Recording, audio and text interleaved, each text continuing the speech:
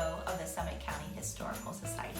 Thank you to the Akron Children's Museum for inviting us to join in your holiday tradition this year in 2020. Today we're going to talk about toys and the history of gift giving. Children of long ago really enjoyed getting oranges, nuts, and hard candies as gifts. There were very few early toys as they were expensive and few families had the money to buy them for their children. Instead, what might be found is that they would take remnants from the house and make a toy using items, maybe even like a handkerchief. One popular toy of the Civil War era was the handkerchief doll. They were also sometimes called the church doll, as it was the one toy kids could take with them there. If they dropped the doll on the floor, it didn't matter because it didn't make any noise. There were a few different versions of the doll. This diagram shows you how you can make one of these dolls today with a single handkerchief and a little bit of string. Another toy of that era was the Jacob's Ladder, which was also called the Magic Slates. The earliest versions had images and bright colors, as seen in this example. Ribbons connected on opposite sides of the wood caused it to click and clack down the ladder. You can see how it works in this diagram. And let me show you.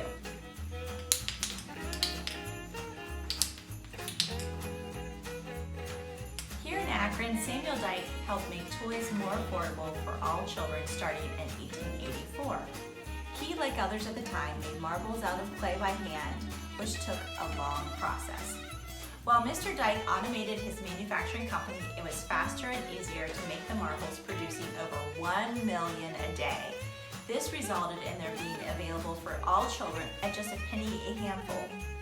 Mr. Dyke went on to develop the American Toy and Marble Company in 1891 in the area we now call Lock 3 Park. It became the largest toy company in the United States. Other children's toys made there included clay pots, Boston baked beans, kitties, boots, little brown jugs, and even Santa Claus. Unfortunately, the American Marble and Toy Manufacturing Company burned to the ground in 1904. This figurine was found by Brian Graham and Michael Cohill, a local toy inventor and researcher who even replicated it for children and their families to purchase today. Mr. Dyke's success in the toy industry encouraged others to follow his lead, including Martin Christensen, who in 1903 introduced the first machine glass marbles of its type in Akron. Over 100 companies called Akron and Summit County their home, producing toys and items for children, including the Sawfield Company.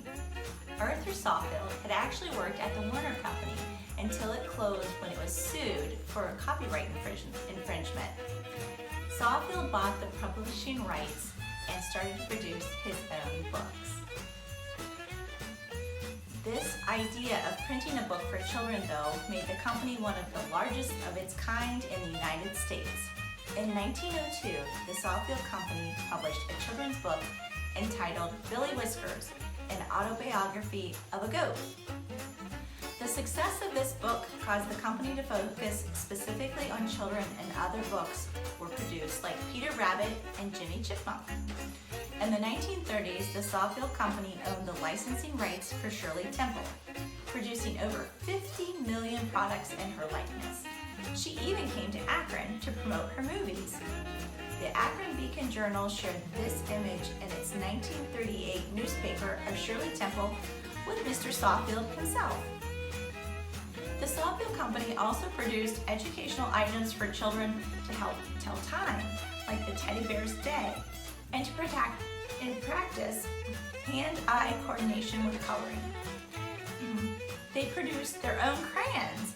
Well, I grew up saying crayons. Maybe you pronounce them as crayons.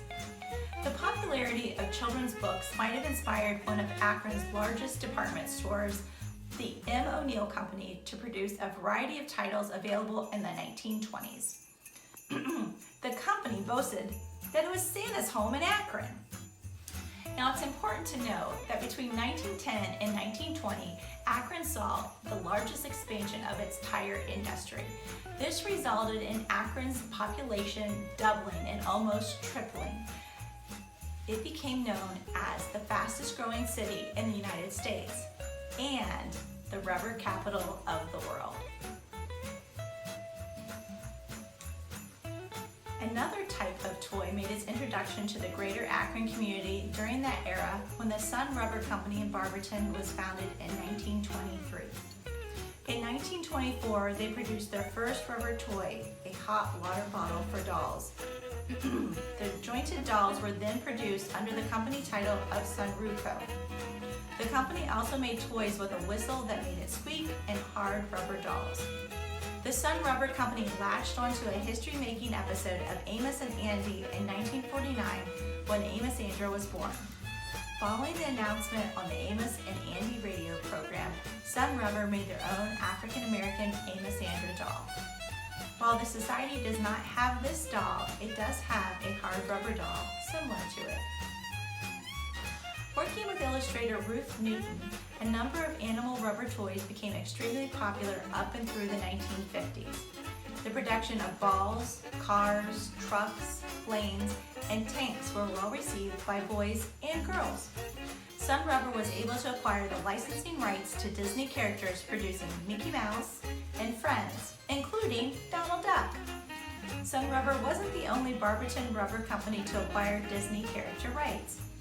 Prior to the release of Walt Disney's Snow White and the Seven Dwarfs, the Cyberline Rubber Company, the second rubber company established by brothers F.A. and C.W. Cyberling, manufactured for sale a hard rubber set of the characters. They made 40,000 of them, but sales were slow, so they halted production. But in February 1938, when the movie was released, it was such a huge sensation that the figurines sold out immediately. Cyberline Rubber Company then started making them 24 hours a day, but it was a long process that required 450-degree steam heat and 1 million pound pressure. It also took 15 minutes to hand paint each figurine. Unfortunately, the society does not own the Snow White figurine, but here's an example from someone else's collection. In 1942, Dietrich Rempel, a Russian immigrant who had been an engineer at Sun Rubber Company, started his own company producing rubber toys with a barnyard theme called Sunny Slope. Some of the characters included Chubby the pig, seen here, Perky the dog, and Cuddly the cat. In 1952, Rempel's patent was approved for a special rotocast process to make soft rubber hollow toys. A plaster of Paris mold was made and then filled with liquid latex before being rotated, allowing for the product to reach all corners. Other animals added to the Rempel group were Fleecy the lamb, made into a teething rattle, as you can see here, Milky the cow, and Squawky the duck. Talking about ducks, after Cyberline Rubber Company's Donald Duck, this famous duck helped make the greater Akron area became known as the home of the rubber ducks. Today, it's even the name and mascot of the local minor league baseball team. We can't leave you without showing one of our prized Rempel Santa Claus rubber toys. It came boxed and ready to be gifted.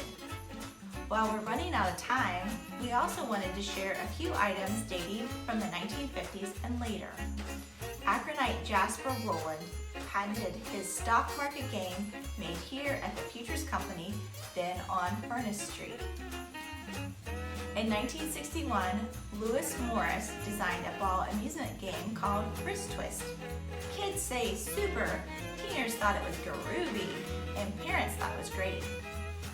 His patent was approved on Valentine's Day of 1967. Finally, let's remember the amazing Polsky and O'Neill holiday window scenes that you remember from your childhood.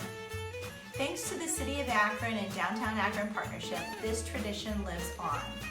Jeannie Tisello helped find and collect these special memories to continue lifting our hearts with joy. And you can also relive your memories of Archie by reading local author Joanna Wilson's book, and then check out her other books that document all of the television and movie specials of the holiday. We hope you've enjoyed your journey through time, learning about toys of the Akron and Summit County area that were given to children all across the nation. Thank you to Society volunteer Bruce Greer for photographing the toys in the Summit County collection for this production, and Anna Hepner for running the video camera. Happy holidays from the Summit County Historical Society of Akron, Ohio.